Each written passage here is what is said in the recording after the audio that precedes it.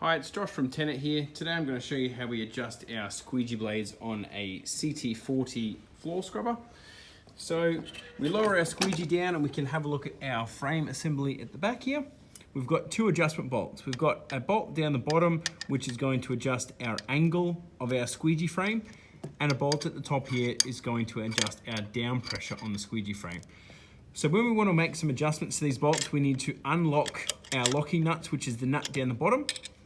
So for this machine here, we just pop off the squeegee hose and we can loosen off our nut.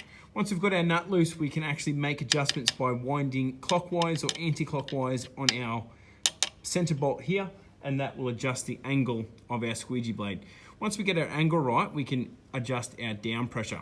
So luckily this machine is set up correctly. I've done some adjusting previously. So I'll drive this forward so we can have a look and see what our correct adjustment is. So when we drive the machine forward, we want to ensure that we have a 45-degree angle on the squeegee blades and the surface of the floor. If you find that you're not getting a 45-degree angle, then we need to adjust the pitch or the angle of our squeegee blades by either rotating our angle bolt clockwise or anti-clockwise and testing the machine again.